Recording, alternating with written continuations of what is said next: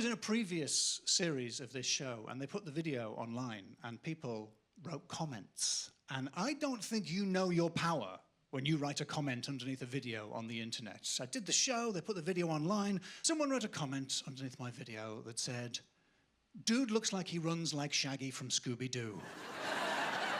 I have one talent, basically, which is I could be an extra in an historical drama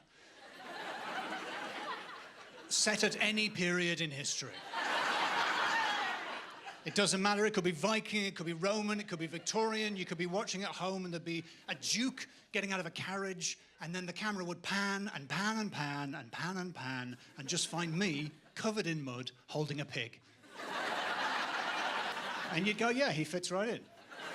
Just going, ow, ow, ow. You don't get lines when you're an extra, you know. We don't know what my relationship is to the pig.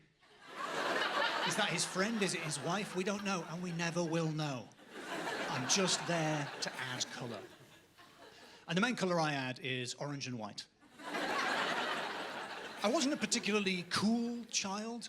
Oh, we assumed you were a jock. No.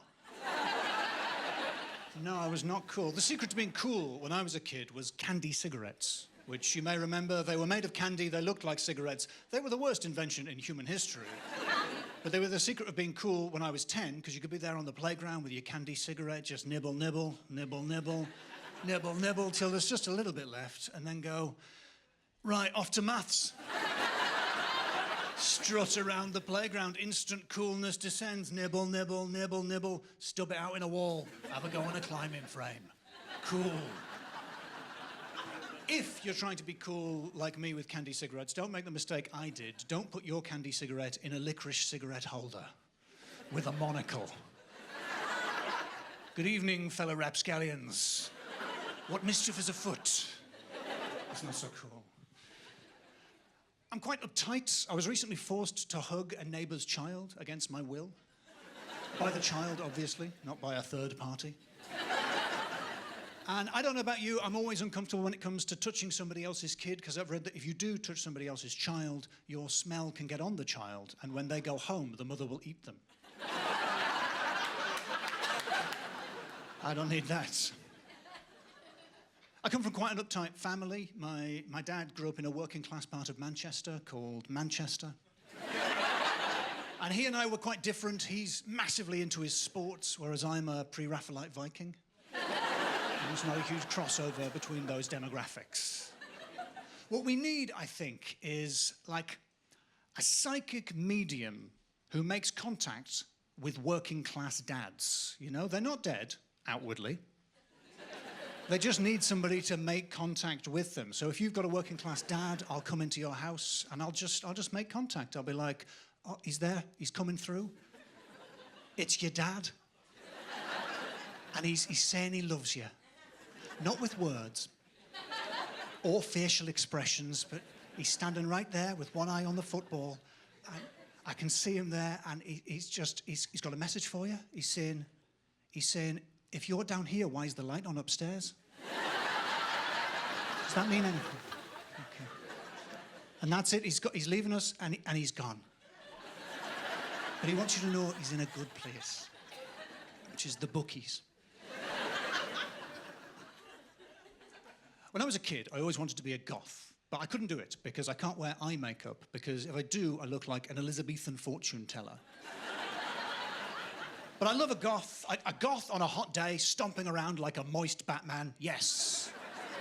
I love that. Because we act like goths are goths by choice. I don't think that's true. I think goths are goths because of the wizard's edict.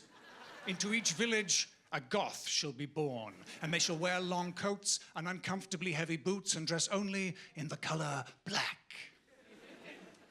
Excuse me, Lord, will the colour black suit their complexion? Rarely. Very, very rarely. Put that on the scroll. I hope that doesn't sound like bullying, obviously. People in glass houses shouldn't be goths because of the humidity. I'm against bullying, I hate bullying, but I've studied the bullies and I've learned their ways. I've learned one of their techniques. It's called a pitch-shifted insult. Allow me to demonstrate. Ginger! Do you hear that? Ginger. Oh, it's so insulting. Why is it so insulting? You've got to put the pitch shift in. It doesn't work to just go, ginger. Ginger, that sounds like the call of a lovely chaffinch. No, you've got to go, ginger. Oh, so powerful, so insulting. Why? Well, I'll explain. Don't worry, it's just science. The pitch shift creates the illusion that the bully is moving at great speed relative to the victim.